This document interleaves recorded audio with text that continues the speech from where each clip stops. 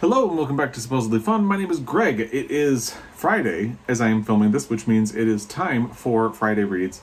Time to sum up the week in reading, any big bookish news that has happened during the week, and things like that. There's not a whole lot to report for this week, but I did reconfigure a lot of my reading that I had been doing, and I made progress. I have at least one book finished for the week, but we'll get to the actual Friday Reads portion of this video a little bit later.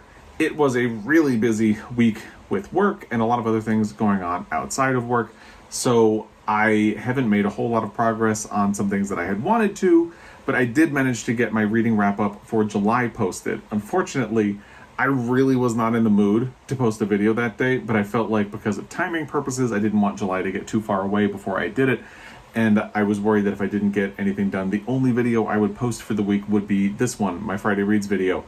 And honestly, I probably should have let that be the case, because as I was editing my wrap-up, I noticed a couple of things that I did wrong, and then I watched the video the following day just to make sure everything was okay with it, and realized I made a bunch of mistakes. Like, casual viewers probably wouldn't have noticed too much in it. I completely forgot to mention The Tuscan Child by Rhys Bowen, which was a book I had been reading in July, and I just didn't mention it at all and talk about where I left off with it. So I put it to the side thinking that I was going to get back to it. My thinking now is that I listened to a bunch of audiobooks in June and in the beginning of July, and then I feel like I kind of hit a wall where I just wasn't wanting to engage with that kind of story. So I don't think it's necessarily The Tuscan Child.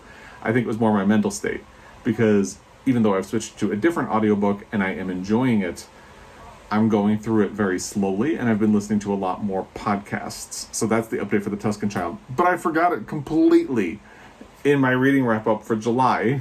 I mentioned that I had only finished one print book in the month. That was also not true. Effin' Birds is a print book, but so is Whereabouts by Jhumpa Lahiri, and so was A Serving of Scandal by Prue Leith. That's 3 print books, even though I technically didn't count Effin' Birds. I just used it as something that I had read but wasn't really necessarily going to count. Still, there were 3 print books for the month, so I got that wildly wrong. And I also completely didn't realize that I mentioned that I was probably going to be picking up Like Water for Chocolate. This is something that's going to come up in the Friday Reads portion of this video later. And it didn't even occur to me that when I was talking about my books that I want to read in August, that I had mentioned at length that I wanted to try to read something during the month of August that would fit for Women in Translation Month. Hello, Greg.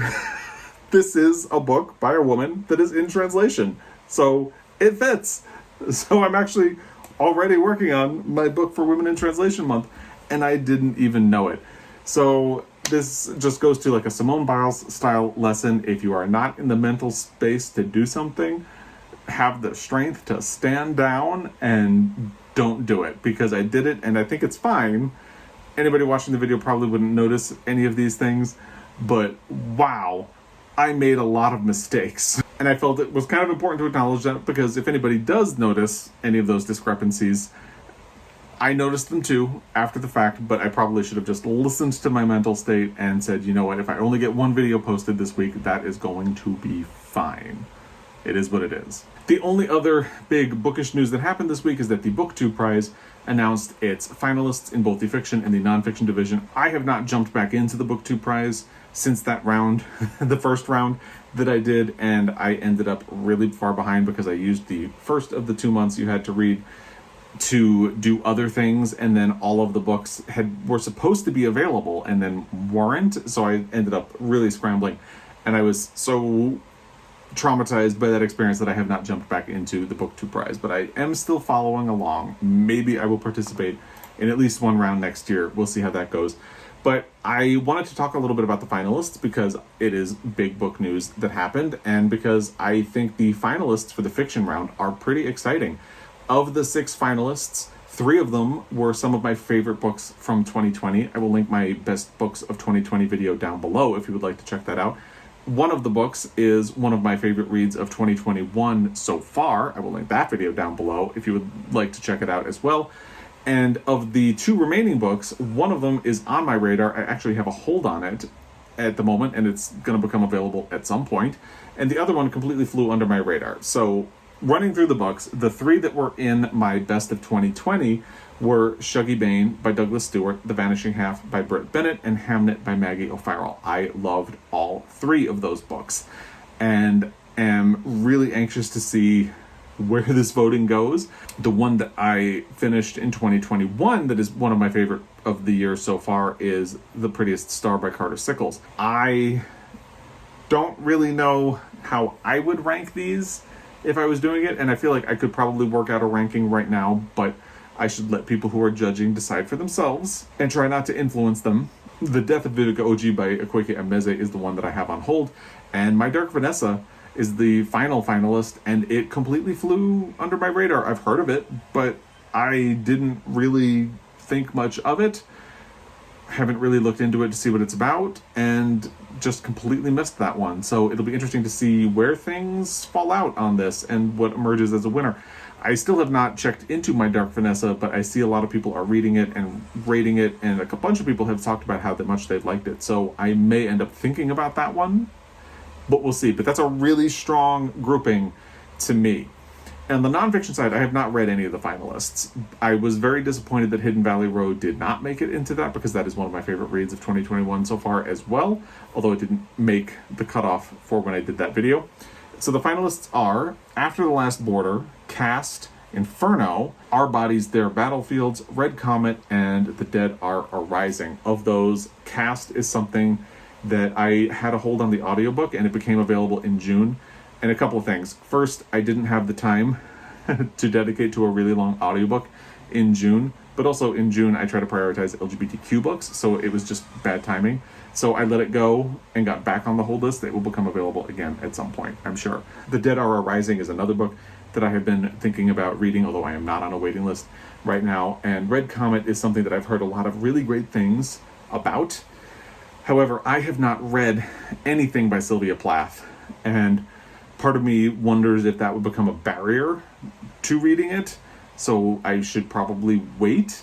I don't know. If you've read Red Comet, let me know what you thought in the comment section down below, because I feel like I would not really get into that until I'm a little more familiar with Sylvia Plath and have at least read something by her. But let me know what you think. And I will put a link to the BookTube Prize website so you can check out these finalists in the description box down below. Moving right along, let's get to my question from my 3K Q&A. If you follow along, you know I am going through the remaining questions that I did not get to in a Q&A video and fitting them into my Friday Reads videos. I had thought that this was going to be my last one, but I looked back at the video just to make sure, and there were questions that had been left after I started making videos that I did not have on my list, and I have a couple more weeks before I get to the end. So I'll just continue doing one question per week in my Friday Reads until I am finished. This week's question is from Regina Lemoyne. I hope I pronounced that correctly.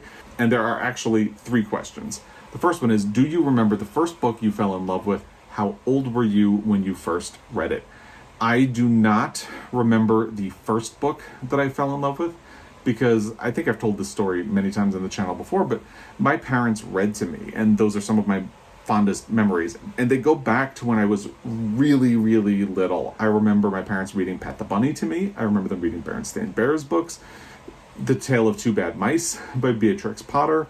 The Three Little Kittens, we had an edition of that had these really beautiful illustrations. The Night Before Christmas was an early favorite. There were a whole bunch of books that I remember just loving, and I would love it when my parents would read them to me. So I don't think I had a particular favorite. I just grabbed 3 others that I have copies of from my bookshelf over there. One of them was The Top of the Pizzas by Bill Basso. My little sister drew all over it in pen, because that's what little sisters do, isn't it?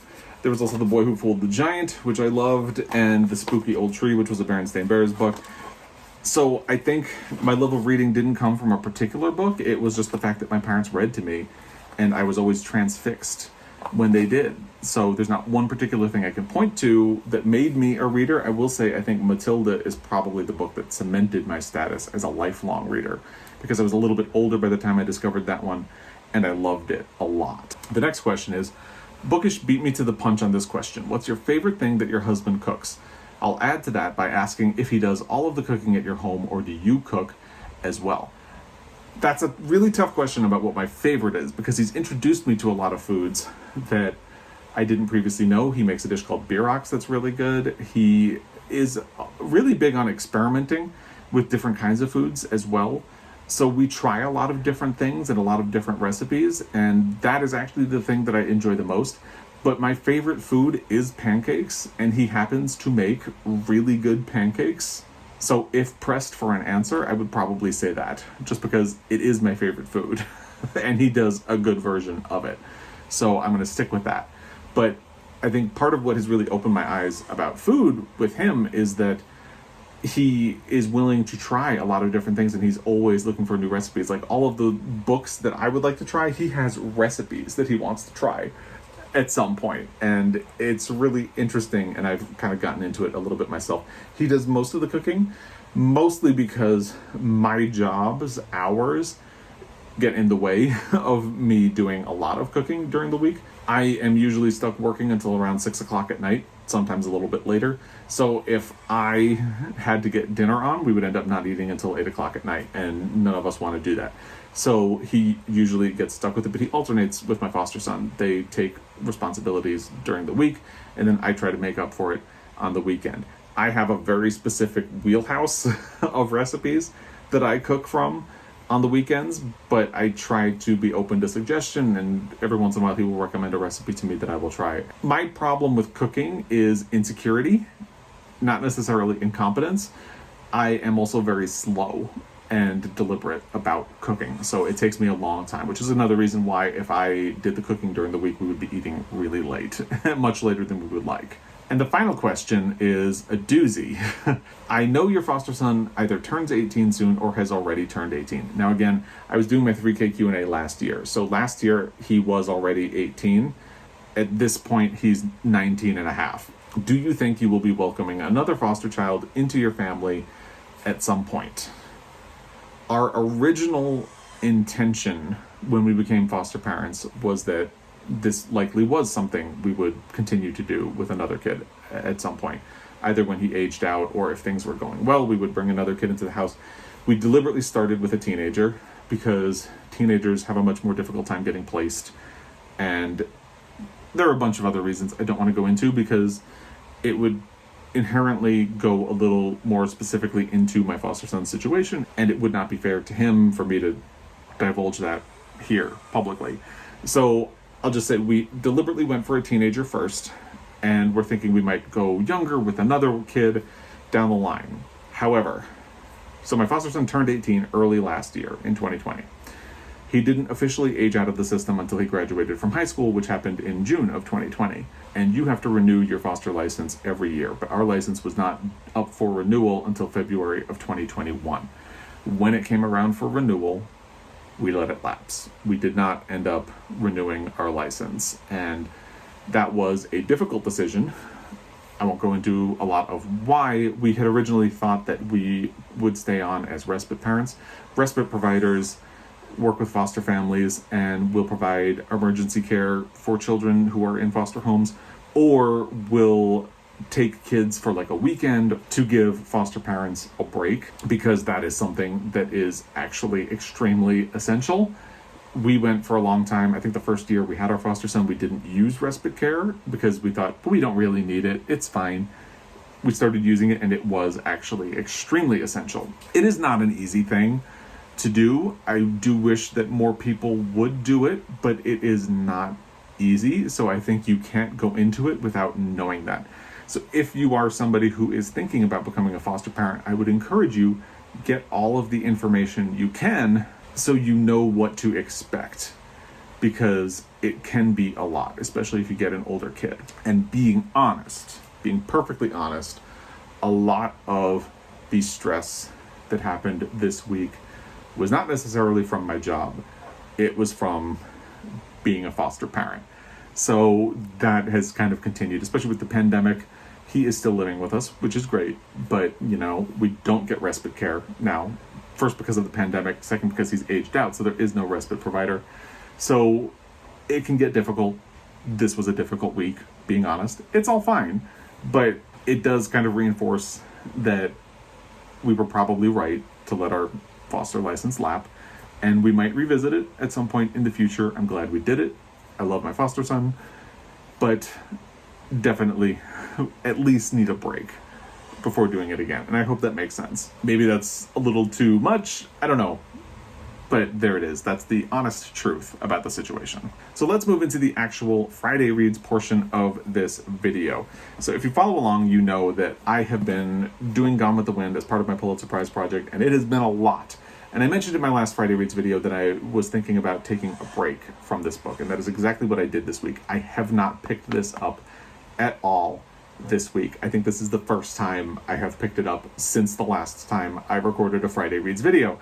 And that has been very helpful for my mental state. I may dive back into it this week after I finish the physical book that I am reading now, but I may do something else. I don't know, we'll see. But I did finish one other book last weekend, and that was Heartstopper Volume 1 by Alice Oseman. This is a young adult graphic novel. It was recommended to me by Doris from All D Books. She recommended it because it is pure 100% cinnamon bun magic, and it sure is. So with all the struggle I was having with Gone with the Wind, I really needed cinnamon bun magic in my life, and this worked for that. So it's about two teenagers, as you can guess.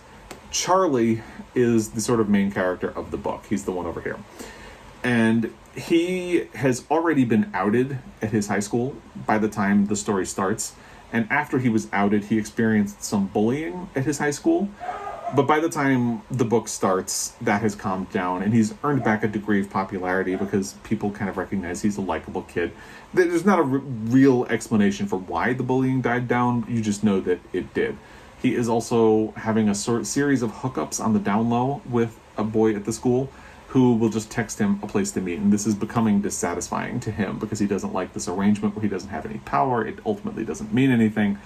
So at the beginning of the book, that is going on, or has already happened, and new term is starting, and he gets paired with Nick, this guy who is this totally affable rugby player, just a really likable guy, and they become friends. And after they become friends, Charlie really quickly starts crushing on Nick, but Nick is straight, or so it seems. We get to see certain looks that Nick is giving Charlie that Charlie doesn't notice, and we see that in his private life, Nick seems to be questioning things about himself and maybe who he thought he was.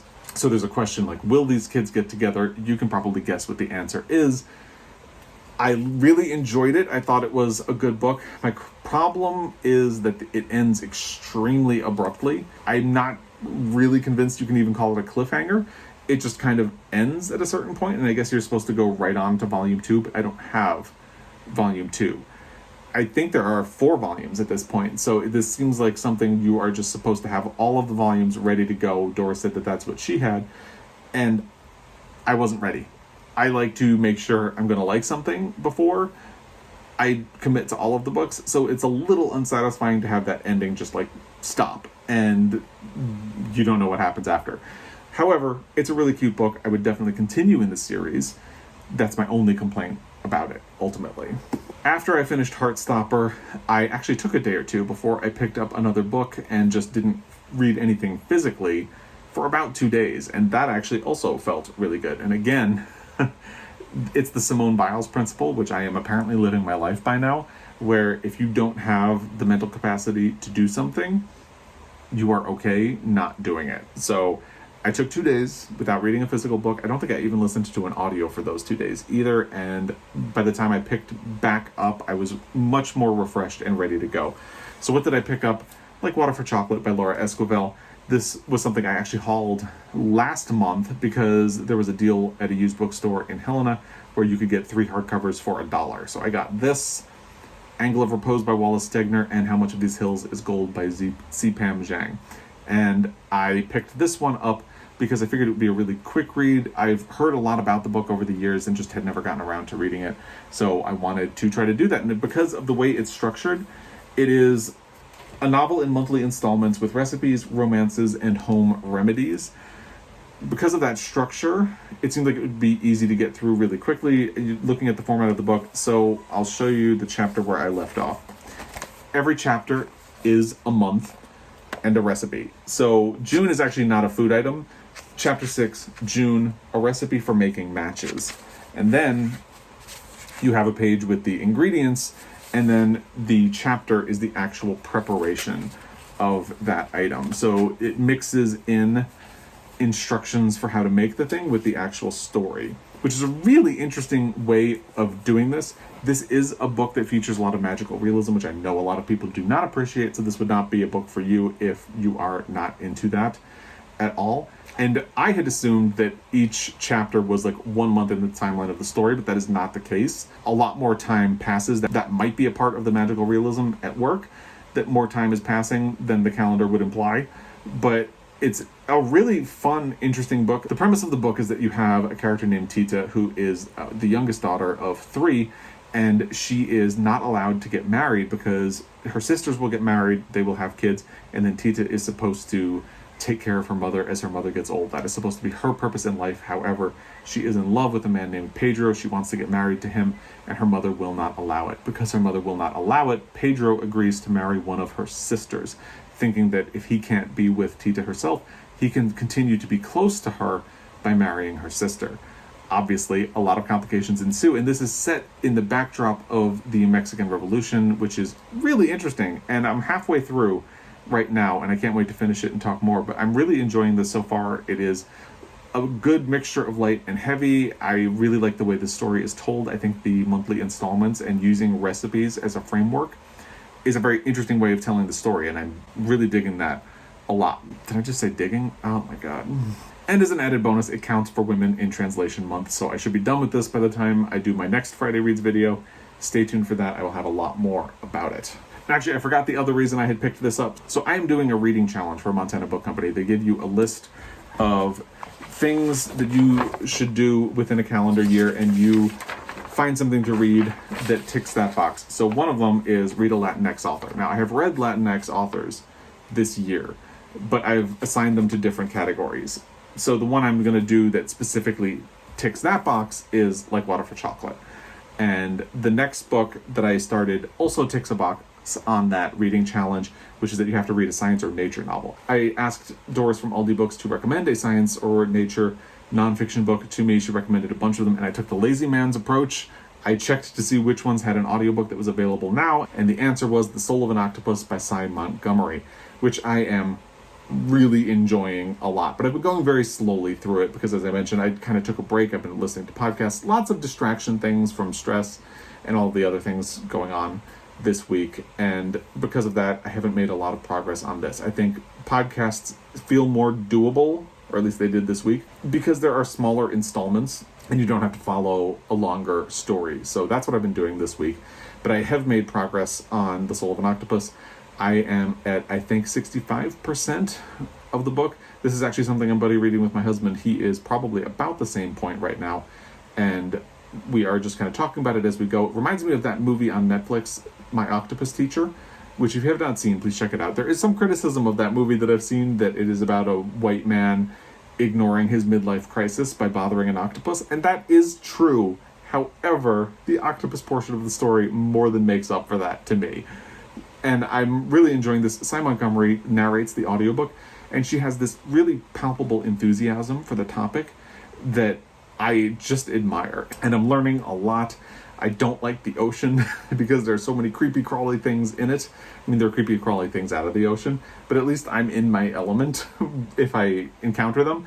And in the ocean, it's just terrifying. Everything is terrifying to me. However, I am enjoying getting to know the life of an octopus and the personalities that they have as well. It is a really interesting book, and I would recommend it.